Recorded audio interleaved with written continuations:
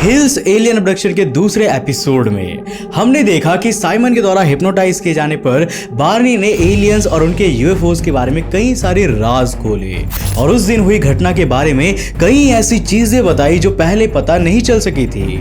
साथ ही बेटी ने भी अपने सपने में देखी घटनाओं को दोहराया और उनके सच होने पर मोहर लगाई। लेकिन साइमन ने उनके द्वारा बताई हुई बातों को उनके दिमाग की कल्पना और बेटी के सपनों के कारण क्रिएट हुई एक फिक्शनल स्टोरी कहकर नकार दिया। साइमन के अनुसार ये सब कुछ उन दोनों के दिमाग में बैठी हुई टेंशन्स और थकान के कारण हो रहा था और इसका एलियंस और यूएफओ से कोई भी लेना देना नहीं था। पर बार्नी और बेटी ने इसका विरोध किया और वो अपने साथ हुई घटना को सच साबित करने की कोशिश करते रहे। हिप्नोटिक सेशंस के दौरान साइमन बेटी से वो स्टार मैप बनवाते हैं जो उन्हें लीडर ने दिखाया था।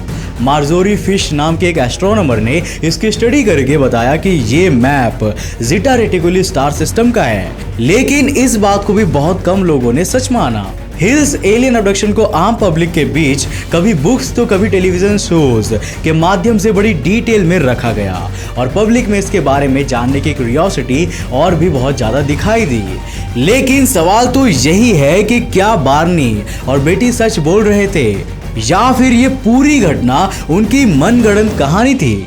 आज के इस वीडियो में मैं और आप मिलकर इन सवालों का जवाब ढूंढने वाले हैं। तो हेलो गाइस, मैं हूं कौशिक और चलिए शुरू करते हैं आज के इस नए एपिसोड को।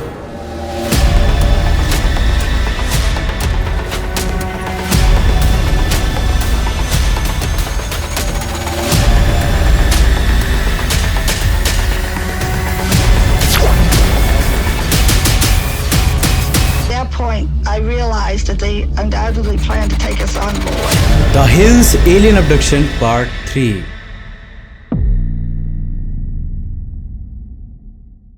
दोस्तों, बार्नी और बेटी के केस को झूठा साबित करने के लिए कई ऐसे बयान भी दिए गए जो उनकी पर्सनल लाइफ से जुड़े हुए थे। अब जैसे कि मैंने आपको बताया था कि बार्नी और बेटी एक इंटररेशियल कपल थे, जहां पर बार्नी ब्लैक थे और बेटी वाइट। उस समय दुनिया में ये कॉमन नहीं था और ऐसे केसेस को सोसाइटी बहुत ही नेगेटिव वे में लेती थी। साइमन की थ्योरी पर चलते हुए कई साइकाइट्रिस्ट ने यह दावा किया कि बार्नी और बेटी का दिमाग बहुत ज्यादा स्ट्रेस में था और इस स्ट्रेस का कारण था एक इंटररेशियल कपल का होना। उनके अनुसार उन्हें लगातार सोसाइटी का प्रेशर झेलना पड़ रहा होगा और इसीलिए उनका दिमाग टेंशन में चला गया होगा। लेकिन बेटी ने यह साफ किया कि वो और बार्नी बहुत खुश थे, उन्हें कोई भी प्रॉब्लम नहीं थी और उनकी फैमिलीज और उनके फ्रेंड सर्कल में भी किसी को भी उनसे कोई प्रॉब्लम नहीं रही थी। इट मींस वो इस कारण से तो स्ट्रेस में नहीं जा सकते थे। मगर क्या आपको लगता है कि ये पॉइंट इस केस से कहीं से भी कनेक्ट होता है? मैं अपनी बात करूं तो मुझे तो नहीं लगता यार। अब चलो मान लिया वो दोनों एक इंटररेशियल कपल थे तो उनके दिमाग में स्ट्रेस आया और एक दिन रोड पर चलते चलते उन्हें एलियंस दिख गए। इसमें आपने गौर किया? इसमें एक चीज की सख्त कमी है और वो चीज है लॉजिक। खैर, इस इलॉजिकल स्टेटमेंट से आगे बढ़ते हैं और दूसरी थियरीज पर बात करते हैं।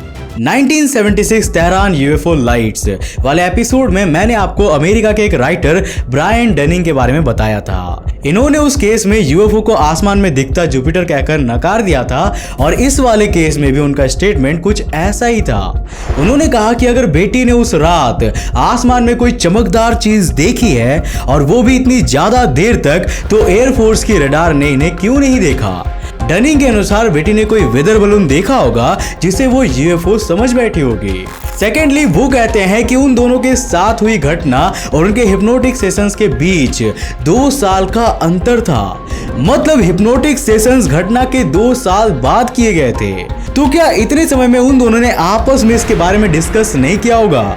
डनिंग के अनुसार ये सिर्फ उन दोनों के दिमाग की इमेजिनेशंस थी जो उन दोनों के हमेशा से यूएफओ से जुड़ी चीजों में इंटरेस्ट लेने के कारण क्रिएट हुई थी। ऑनेस्टली स्पीकिंग, ब्रायन डनिंग के दोनों ही पॉइंट्स लॉजिकल थे।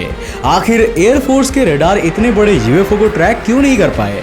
और क्या घटना के 2 साल बाद हिप्नोटिक सेशंस का सहारा लेने का कोई तर्क बनता है?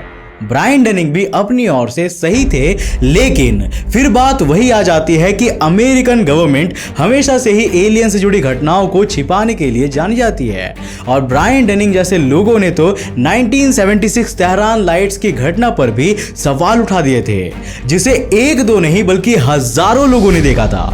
तो क्या ऐसा नहीं हो सकता कि एयरफोर्स के रडार ने उसे ट्रैक किया हो, लेकिन उन्होंने इस बात को पब्लिक ना किया हो? और उन्होंने बार्नी और बेटी के दावों को गलत साबित करने की कोशिश भी इसीलिए की क्योंकि वो उसे पब्लिक नहीं करना चाहते हो। ये पॉसिबिलिटी भी पूरी तरह से लॉजिकल है। साल 1990 में मार्टिन कॉटमेयर नाम के एक व्यक्ति ने एक आर्टिकल लिखा था जिसका टाइटल था एंटायरली अनप्रीडिस्पोज्ड। इस आर्टिकल में उन्होंने दावा किया कि बार्नी ने हिप्नोटिक सेशंस के दौरान जो बताया वो उनके साथ हुई घटना से नहीं बल्कि हिप्नोटिक सेशन से कुछ दिन पहले टीवी पर रिलीज हुए science fiction show the outer limits के एक एपिसोड द बेलेरोस शील्ड से प्रेरित था। आपको याद होगा कि उन्होंने उन एलियंस का स्किन कलर ग्रे बताया था और उन्होंने हिप्नोटिक सेशंस के दौरान आंखों पर बहुत ज्यादा फोकस किया था। कॉटमेयर ने लिखा है कि बार्नी ने ये बातें 22 फरवरी 1964 को हुए हिप्नोटिक सेशन में बताई थी और ये एपिसोड रिलीज हुआ था 10 फरवरी 1964 को, यानी कि हिप्नोटिक सेशन से ठीक 12 दिनों पहले। इसमें भी एक एलियन था जो ग्रे कलर का था और उसकी आंखें बड़ी ही अजीब तरह से फोल्डेड दिखाई गई थी। तो क्या ऐसा नहीं हो सकता कि बार्नी की मेमोरीज में उस एपिसोड की यादें बैठ गई हो? अब बार्नी तो अपने आप को सच साबित करने के लिए जिंदा नहीं थे, तो उनका पक्ष बेटी को ही रखना पड़ा और उन्होंने बताया कि उन दोनों ने आउटर लिमिट्स जैसा कोई भी शो नहीं देखा था, तो उससे कोई मेमोरी बनने का सवाल ही नहीं उठता। सेकेंडली चलिए मान लेते हैं कि बार्नी ने जो बताया वो किसी टीवी शो से प्रेरित था, लेकिन बेटी का क्या? वो तो इन चीजों के बारे में 2 साल पहले से ही बता रही थी। इस पर कॉटमेयर ने कहा कि बेटी की बताई हुई कई बातें 1953 में रिलीज हुई एक मूवी इन्वेडर्स फ्रॉम मार्स से मेल खाती है। जिस जगह पर बार्नी और बेटी ने अपने साथ हुई एलियन अबडक्शन की घटना होने की बात कही थी, उस जगह के पास रहने वाले एक व्यक्ति जिम मैकडोनल्ड ने कहा था कि इस एरिया में अक्सर एयरक्राफ्ट वार्निंग बीकन दिखते रहते हैं और वो काफी चमकदार भी होते हैं। उन्होंने दावा किया कि बार्नी और बेटी ने जो यूएफओ देखने का दावा किया था वो भी एक एयरक्राफ्ट वार्निंग बीकन ही था। जिम मैकडोनल्ड ने इस पूरे इंसिडेंट को इस तरह से डिफाइन किया। बार्नी और बेटी यूएफओ से रिलेटेड घटनाओं में खासी दिलचस्पी रखते होंगे और वो इससे जुड़ी बुक्स और टीवी शोज भी देखते रहते होंगे।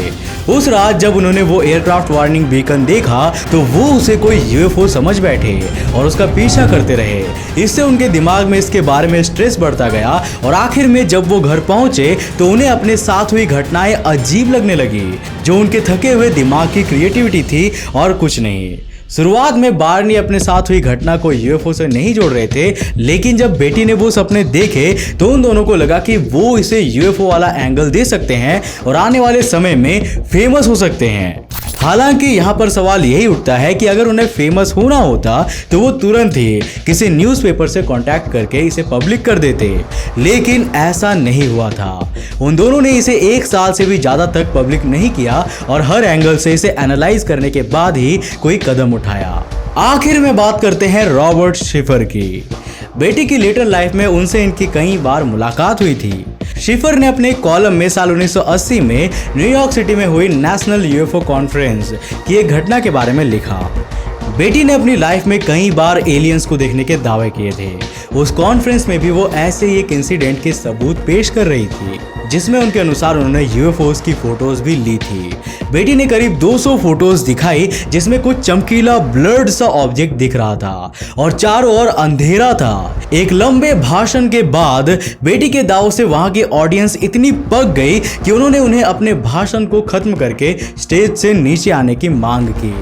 शिफर का कहना था कि उस दिन के बाद उन्होंने जितने भी यूएफोलॉजिस्ट से बात की थी, उन सभी का यही कहना था कि बेटी बिल्कुल भी भरोसेमंद नहीं थी और हम उनकी बातों और उनके दावों को क्रेडिबल नहीं मान सकते हैं। अपने एक और आर्टिकल में उन्होंने 1977 में हुई एक घटना के बारे में लिखा। उस समय बेटी ने एक हफ्ते में 3 बार यूएफओज को देखने का दावा किया था। एक हफ्ते में 3 बार। उनका कहना था कि बेटी यूएफओज को देख नहीं रही थी, बल्कि ऐसा लग रहा था कि वो जब चाहे उन्हें बुला रही थी। उन्होंने बताया कि एक बार बेटी जॉन ऑसवर्ल्ड नाम के एक यूएफओलॉजिस्ट के साथ कार से कहीं जा रही थी, तभी उन्होंने यूएफओ को देखने का दावा किया। लेकिन जब जॉन ऑसवर्ल्ड ने उसे देखा तो वो एक स्ट्रीट लाइट निकली। मतलब बेटी यूएफओ और स्ट्रीट लाइट्स में भी फर्क नहीं कर पा रही थी। बेटी ने अपनी लेटर लाइफ में यूएफओज को देखने के जो दावे किए वो तो सरासर झूठे थे और इस बात पर किसी को भी कोई शक नहीं होना चाहिए।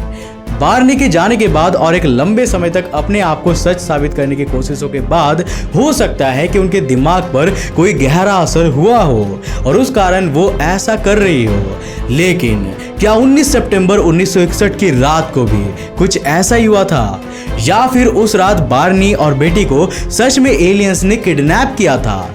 इस सवाल का जवाब आज भी एक रहस्य की चादर ओढ़े हुए है। वैसे आप इस पूरी घटना के बारे में क्या सोचते हैं और आपको इतिहास के सबसे फेमस एलियन अब्डक्शन के बारे में हमारी ये सीरीज कैसी लगी, हमें नीचे कमेंट करके जरूर बताना। वैसे दोस्तों, अब तक आपने हमारी सीरीज में इस पूरी घटना को बारीकी से देखा।